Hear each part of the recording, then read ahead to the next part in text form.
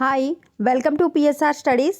ఈరోజు తెలంగాణలో గురుకుల అడ్మిషన్ నోటిఫికేషన్ అయితే రిలీజ్ అయింది. పూర్తి వివరాలు తెలుసుకుందాం. వీడియో చూస్తున్న వాళ్ళు తప్పకుండా వీడియో లైక్ చేయండి, ఛానల్ని సబ్స్క్రైబ్ చేసుకోండి. ఫిబ్రవరిలో వచ్చేసి ఎంట్రన్స్ ఎగ్జామ్ ఉంటుంది. జూన్లో వచ్చేసి క్లాసులు స్టార్ట్ అవుతాయి.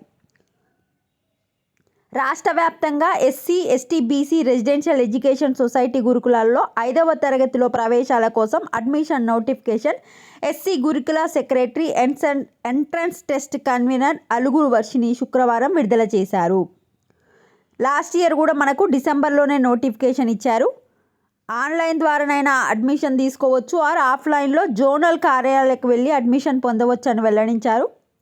ఈ శనివారం నుంచి వచ్చే ఫిబ్రవరి 1 వరకు అప్లై చేసుకోవచ్చు. ఫీజు వచ్చేసి 100 రూపీస్. ఒక ఫోన్ నెంబర్తో ఒక అప్లికేషన్ మాత్రమే అవకాశం ఉందన్నారు. ఫిబ్రవరి 23 తారీఖు వచ్చేసి ఎగ్జామ్ ఉంటుంది.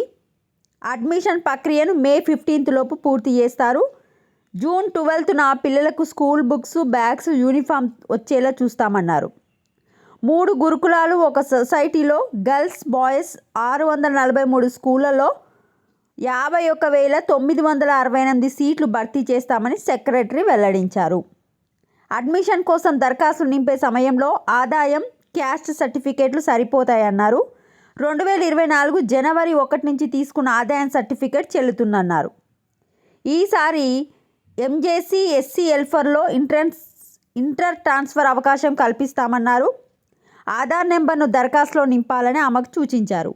అభ్యర్థికి బదులు వేరే అభ్యర్థి ఫోటో పెట్టి అప్లై చేస్తే 416 ఐపీసీ 1860 ప్రకారం క్రిమినల్ చర్యలు తీసుకుంటామని సెక్రటరీ హెచ్చరించారు.